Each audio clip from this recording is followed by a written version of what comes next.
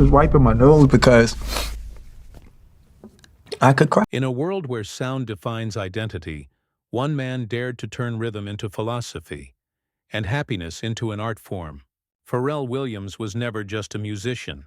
He was a pulse, a heartbeat that echoed through hip-hop, pop, and even fashion. From the joyful whistle of Happy to the interstellar groove of Get Lucky, his music didn't just top charts, it changed the emotional frequency of an entire generation. But behind that infectious smile and effortless cool lay a man haunted by questions of purpose, creativity, and belonging. How does someone who gives the world happiness wrestle with his own? How does a quiet kid from Virginia Beach become the creative compass of 21st century culture? This is not just the story of fame and success. It's the journey of a dreamer who blurred every boundary between producer and performer, sound and soul, art and life. This is the story of Pharrell Williams, the visionary who turned every beat into a heartbeat. Before the fame, before the world called him the man who made happiness cool, there was a quiet boy in Virginia Beach, a place of calm suburbs, military discipline, and ocean winds. Pharrell Lancilo Williams was born on April 5, 1973, the eldest of three sons. His father, Pharrell, worked as a handyman for the U.S. Navy. His mother, Carolyn, was a teacher. They lived modestly, surrounded by order and routine, a world that valued precision more than imagination. But inside young Pharrell's mind, there was chaos, the beautiful kind. He would tap rhythms on school desks, hum tunes no one had ever heard, and lose himself in the sound of marching bands that paraded down the neighborhood streets. Music was his escape, his rebellion, and his secret universe. At school, he wasn't the loudest or the most confident. He was the kid who stared out the window, daydreaming about patterns, colors, and sounds.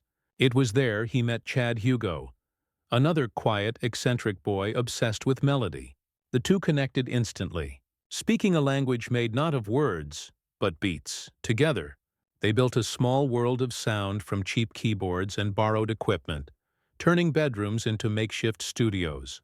They called themselves the Neptunes, inspired by outer space, because even then, Pharrell believed his music didn't belong on Earth. What began as curiosity soon became destiny. In those early days, surrounded by suburban silence and teenage uncertainty, Pharrell found the rhythm that would one day move the world. By the time Pharrell reached high school, his quiet imagination had evolved into rhythm, sharp, precise, and magnetic.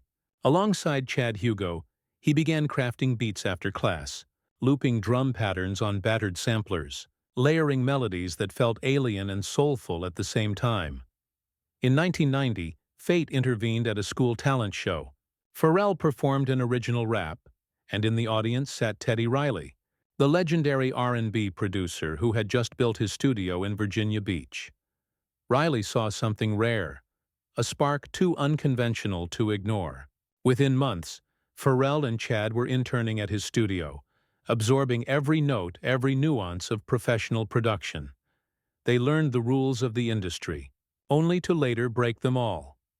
Their partnership as the Neptunes began shaping its identity. Strange, syncopated, irresistible. Their first major project came in the late 90s when they produced Super Thug for NORE, a track that exploded onto radio. Its futuristic rhythm and minimalist sound flipped hip-hop on its head. Suddenly everyone was asking, "Who are the Neptunes?" More hits followed. Jay-Z's "I Just Wanna Love You, Give It To Me." Britney Spears' "I'm a Slave For You," each stamped with their unmistakable sonic signature. Dry drums, punchy synths, and a hypnotic groove that sounded like the future. Pharrell had found his first real stage, not as a singer or performer, but as the invisible architect behind the hits that defined a new millennium. But even as success began to flicker, Pharrell remained searching. In his mind, the question lingered. If I can create hits for others, when will I find my own voice? By the early 2000s, Pharrell Williams was no longer just a name buried in production credits. He was the sound of a new era. Alongside Chad Hugo, The Neptunes became an unstoppable force, redefining pop, R&B, and hip-hop with every beat they touched.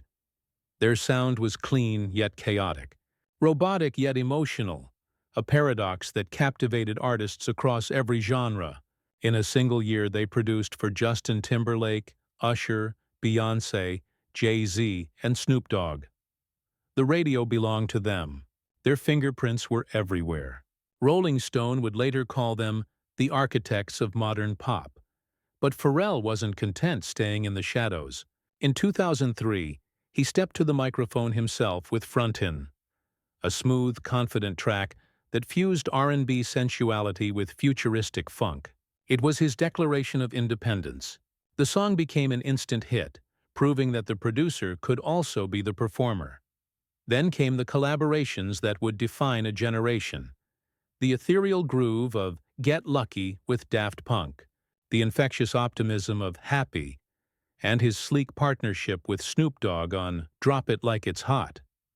Pharrell wasn't chasing trends, he was creating them. Fashion followed. He co-founded Billionaire Boys Club and Ice Cream, merging streetwear with high art. His signature look, oversized hats, diamond chains, and effortless charisma, made him as recognizable as his beats. But beneath the swagger and smiles, there was something deeper. A vision. Pharrell wasn't simply trying to be famous. He was trying to build a universe of creativity, where sound, color, and emotion could coexist. By the time Happy took over the world in 2013, turning stadiums, schools, and even city streets into dance floors, Pharrell had transcended music. He had become a cultural frequency, a symbol of pure creative joy. The boy from Virginia Beach had done the impossible. He didn't just rise to fame. He redefined what fame could sound like. At the peak of his success, Pharrell Williams seemed untouchable, a symbol of positivity, creativity, and effortless cool. But fame, as it often does, carries a shadow. And in 2015, that shadow arrived with a lawsuit. The hit song Blurred Lines, which Pharrell co-wrote and produced for Robin Thicke, was accused of copying Marvin Gaye's 1977 classic, Got to Give It Up. What began as an artistic debate quickly spiraled into a cultural firestorm.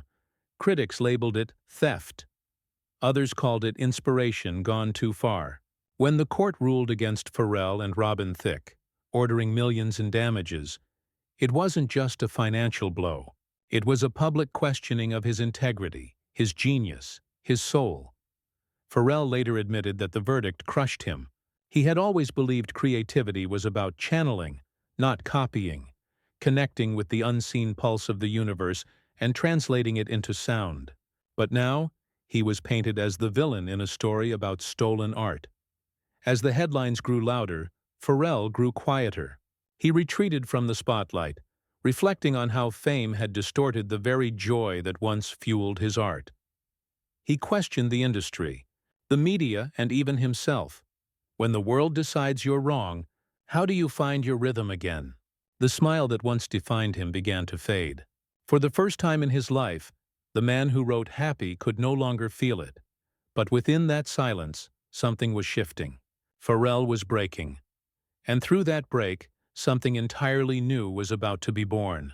When the noise of fame faded, Pharrell Williams rediscovered something far more powerful: silence. It was in that quiet that he began to rebuild, not his image, but his soul. Instead of chasing another chart topper, he turned inward. He became a mentor on The Voice, guiding young artists who reminded him of his own teenage self, uncertain, raw, yet endlessly creative. Pharrell's gentle words and empathy became a beacon for a new generation, proof that genius could also be kind. He began to shift from performer to philosopher, from artist to architect of culture. Music remained his foundation, but his imagination expanded into fashion, design, and social impact. Collaborating with Chanel, Adidas, and Human Made, Pharrell used style as a new form of storytelling, where color, texture, and emotion replaced melody. Then came the defining moment. 2023. Louis Vuitton announced Pharrell Williams as its men's creative director, succeeding the late Virgil Abloh. It wasn't just a fashion headline, it was history. The kid from Virginia Beach, who once tapped beats on school desks, was now shaping one of the most prestigious brands on earth. But unlike before, this chapter wasn't about proving himself. It was about purpose. Pharrell used his platform to promote diversity, sustainability, and joy. The same joy he once thought he'd lost. In interviews, he spoke not of success, but of gratitude. When you finally realize it's not about being the best, it's about being useful, that's when peace begins. Through reinvention, Pharrell didn't just save his career. He redefined what success could mean, turning every scar into a lesson, and every silence into a song. Few artists have left fingerprints as wide and lasting as Pharrell Williams. Across 3 decades, his sound reshaped entire genres. From the stripped-down funk of the Neptunes to the kaleidoscopic pop of Happy. He blurred the lines between hip-hop, R&B, and electronic music, proving that emotion was the most powerful instrument of all. In studios across the world, producers still study the Neptunes sound. That sparse drumbeat, that offbeat rhythm, that daring simplicity that somehow made millions move. Pharrell didn't just produce hits. He rewired how music could feel. But his influence goes far beyond sound. In fashion, he shattered barriers, blending streetwear with haute couture, redefining what it means to be stylish, bold, and unapologetically individual. His partnership with Louis Vuitton and the creation of Billionaire Boys Club inspired a generation to treat fashion not as luxury, but as language. To young creatives, Pharrell became more than an icon. He was a blueprint, proof that curiosity could be a career, and kindness could be cool. Artists like Tyler, The Creator, Billie Eilish, Frank Ocean, and Kendrick Lamar all cite him as a guiding light. The man who made weird beautiful and humble powerful. And through it all, Pharrell never claimed the title of legend. He prefers something simpler, a student of the universe. Because for Pharrell Williams, legacy isn't what you leave behind. It's what you inspire others to begin. Fame gave Pharrell Williams the world, but fatherhood gave him perspective. Away from the spotlight, he lives a quieter rhythm, surrounded by his wife, Helen Lasichan, and their children. Their home is filled not with awards or platinum plaques, but with laughter, music, and small reminders of humility. In interviews, Pharrell often speaks about gratitude as a form of prayer, not tied to religion, but to awareness. When you stop chasing cool, he says, you start finding warmth. He learned that true happiness isn't a song or a headline or even a legacy. It's presence. It's the ability to stand still and say, I'm thankful for right now.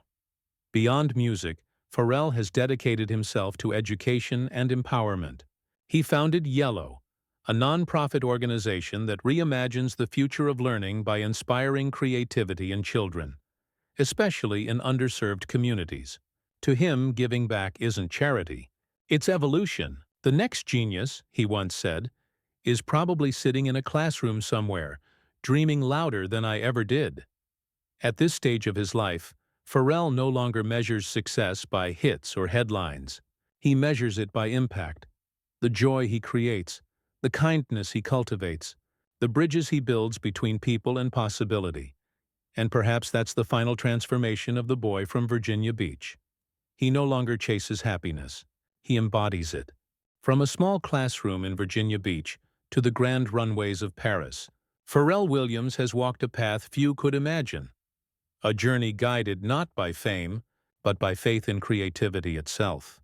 He turned beats into bridges, style into statement, and joy into revolution. Every rhythm he touched carried a deeper truth, that happiness isn't a destination, but a choice, a rhythm we all hold within. Pharrell's story reminds us that genius isn't about being louder, faster, or richer. It's about seeing color where others see gray, hearing music in silence, and believing that art can still change the world. His smile, once misunderstood as simplicity, has become a symbol of resilience. because behind it stands a man who's fallen, risen, and learned that the truest sound of success is peace. "The world doesn't need more stars," Pharrell once said softly. "It needs more light." And through his vision, his music, and his heart, he's given us exactly that. This is Pharrell Williams, the man who turned sound into soul and happiness into art.